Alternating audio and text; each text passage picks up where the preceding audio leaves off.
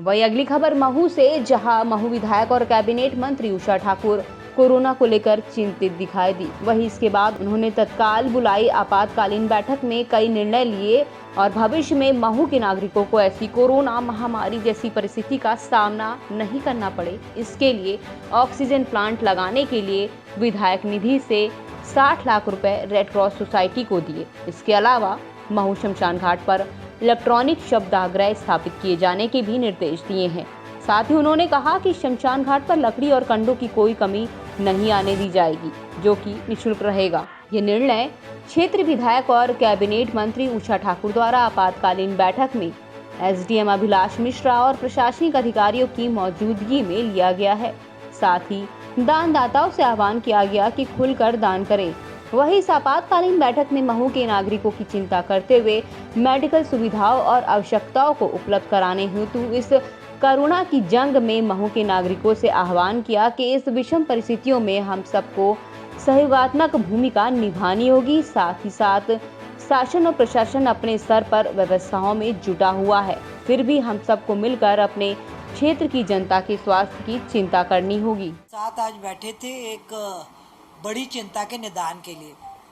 सभी डॉक्टर्स का अनुभव ये कहता है कि रेमडेसिविर हर मरीज के लिए आवश्यक नहीं है, और ये जो उसका कृत्रिम मांग का जो वातावरण बना हुआ है पूरे प्रदेश और देश में, मैं कहूँ ये बहुत दुखदाई है।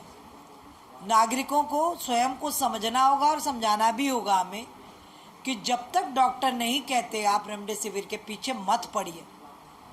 जैसे ही सप्लाई जिस दिन नहीं मिलती, हर मरीज के पास से एक रेमडेसिविर मिल रहा है। इसी के कारण इसका एक संकट खड़ा हुआ है। तो सभी से करबद्ध प्रार्थना है, डॉक्टरों का खुद का ये कहना है कि जिसको लगेगी हम तय करेंगे, मरीज कभी भी ये तय नहीं करे कि इसको लगाइए और इसको मत लगाइए। ये है प्राकृतिक आपदा, है ना। इस मानवीय त्रासदी के दौर में इन व्यवस्थाओं की एक सीमा है और संक्रमण की कोई सीमा नहीं। सामर्थ्य से अधिक साधन संसाधन जुटाने में हम सब लगे हुए हैं। अब बिस्तर 100 है और मरीज 500 आ जाएं तो 400 को तो ज़मीन पे ही हमें इलाज देना होगा। हमारा आपसे भी इतना ही आग्रह है कि आप बजाय आलोचना के आप सुझाव दें कि आप बताइए कि यदि 100 पलंग और 300 मरीज आ गए तो उसको मैनेज कैसे किया जाए। आपके पास कोई महामंत्र हो तो वो दे दीजिए। हम तो नैतिकता और मानवता के नाते डॉक्टर को कह रहे हैं भाई इन्हें दवा दे दीजिए। जो कर सकते हो करो, पर किसी मरीज को निराश करके ना लौटाओ। हर पंचायत 6-6, 7-7 लोगों की जो हमने टोली बनाई वो घर घर जा रही है, लोगों को चिन्हित भी कर रही है, उनको प्रेरित भी कर रही है। यदि साधारण सर्दी खांसी बुखार है तो घर के भी प्राथमिक उपचार से ठीक हो सकता है। उनको मेडिकल किट भी जिनको तकलीफ है उनको दी जा रही है।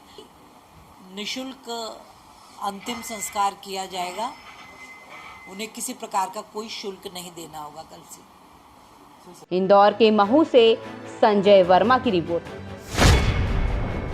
वही अगली खबर महाराष्ट्र के विरार में स्थित विजय वल्लभ हॉस्पिटल से है, जहां आग लग गई है। खबर है कि आग अस्पताल के आईसीयू वार्ड में लगी है। इस हादसे में कई मरीजों के मरने की आशंका भी जताई जा रही है। वही रिपोर्ट्स के अनुसार जिस समय हॉस्पिटल में आग लगी थी तब आईसीयू में 17 मरीज मौजूद थे, जिनमें से 13 मरीजों की आग में झुलसकर मौत होने की खबर सामने आ रही है। कहा जा रहा है कि आग लगने का कारण एसी में हुआ शॉर्ट सर्किट है। आपको बता दें कि ये घटना देर रात 3:30 बजे के आसपास की बताई जा रही है। यहाँ कोरोना वायरस से संक्रमित मरीजों को रखा गया था।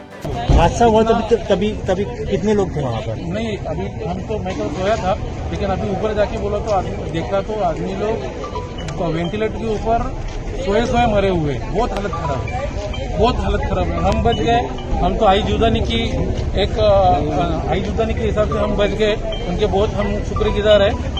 लेकिन ये परिस्थिति ऐसी नहीं होनी चाहिए, बहुत खराब है। आदमी इधर अच्छा ठीक होने के लिए आता है, उसके बावजूद ऐसा होता है, बहुत कठिन है। ऐसा नहीं होना चाहिए। प्रशासन ने इसके ऊपर बहुत कड़क कार्रवाई करना चाहिए और जो भी दोषी रहेगा उसके ऊपर।